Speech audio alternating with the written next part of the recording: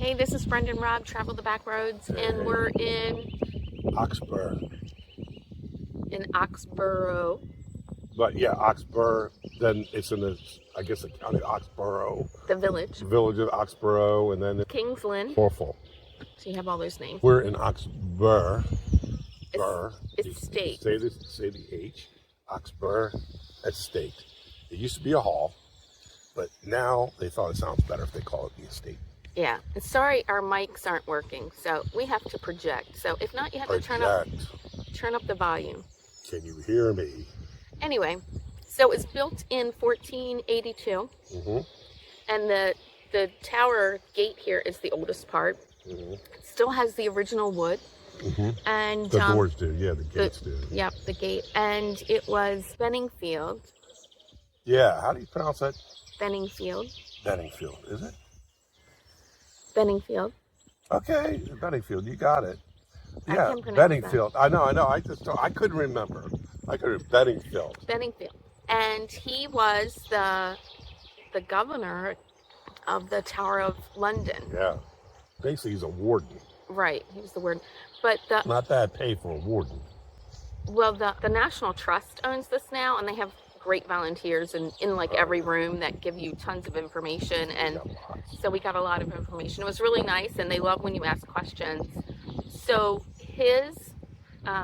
so he built this style as a family home. He was Catholic, and that was when the Protestants and the Catholics, Henry VIII and all of that was all over the place. We're not history buffs. We're not here to discuss history or anything because we'll probably get it wrong. But what they told us, the volunteers, is that he was the warden, and who was in there?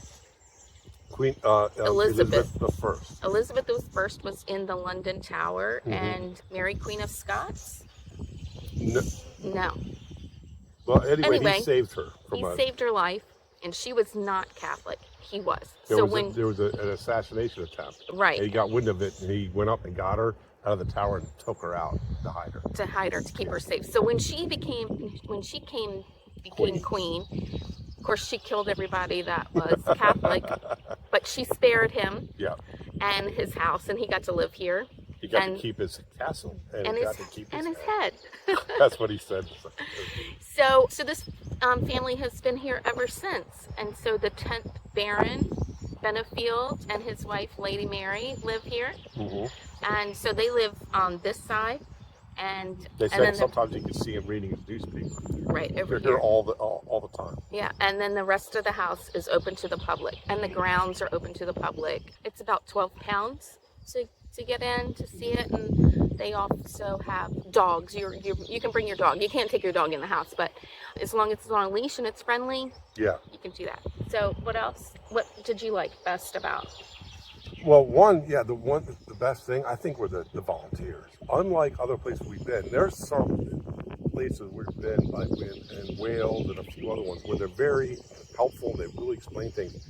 These guys take the cake. They're like, just spend so much time with us. We might have sat in one room for 10 minutes, just discussing things. It was really neat.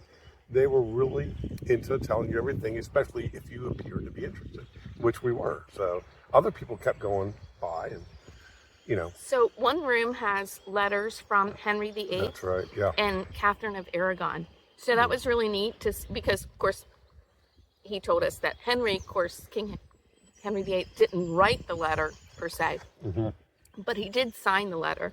So his signature is up at the top. So that was really interesting. That's right. And we were trying to pick out words because their handwriting was so fancy. We were like, oh, what does that say? So that was interesting. Yeah, it was neat. There's also gaps. I always left gaps when they were writing too. Like every now and then you see these big gaps. And it didn't have white out, so it couldn't have been that. Yeah, maybe it was there for mistakes or something. Yeah, to go back and cross it out.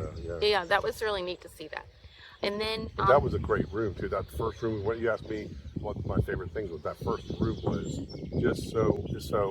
just beautiful.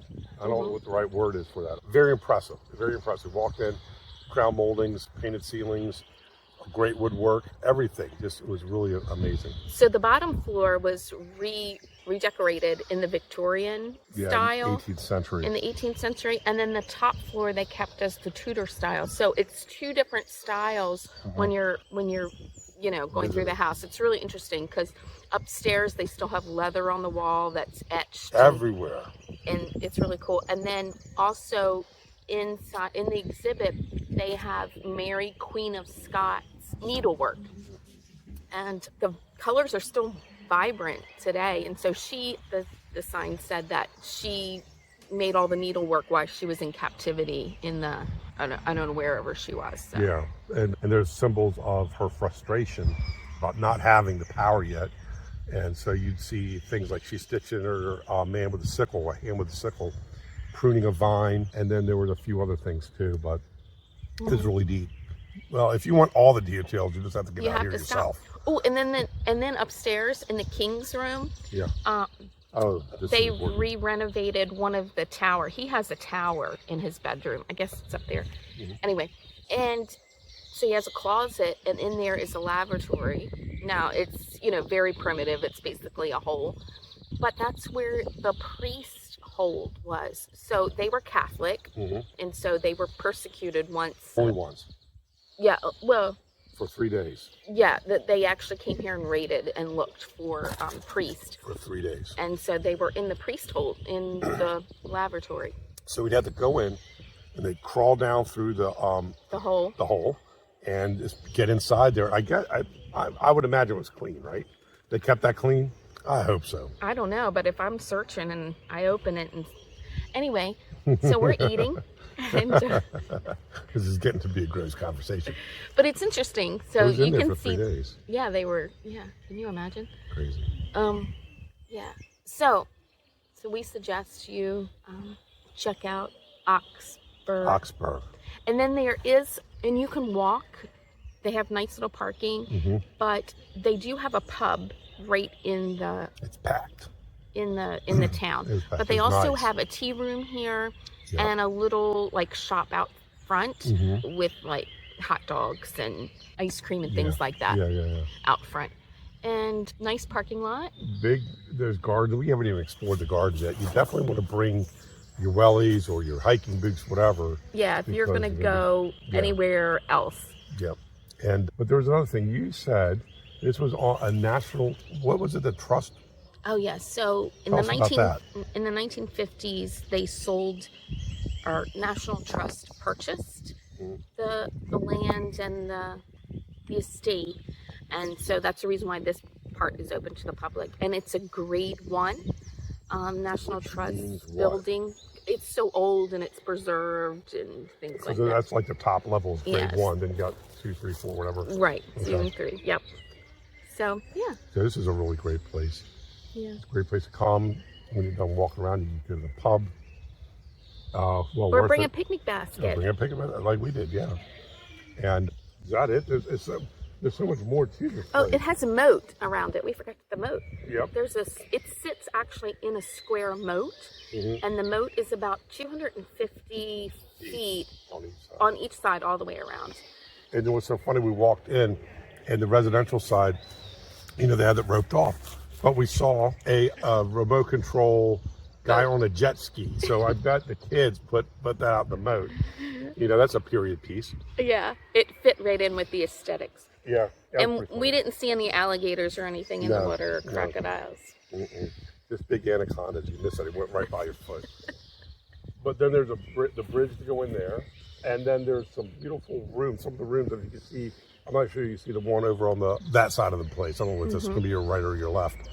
But whichever way, they're just such great little areas to sit back and relax with a book or put on the good old tuber and watch that. It's really quite an amazing place. Right. And then they have gardens. They have the kitchen garden. Right. Which has a secondhand bookstore, and then they have a more formal gardens, and then they have orchards, and then they have the woodlands, like we said, where you need to bring your wellies or your other shoes. Your boots. Yeah. Your boots on. Anything else? No, that's it. This is a great place to stop. Make sure you make it a trip. Happy traveling. Happy traveling. Take care.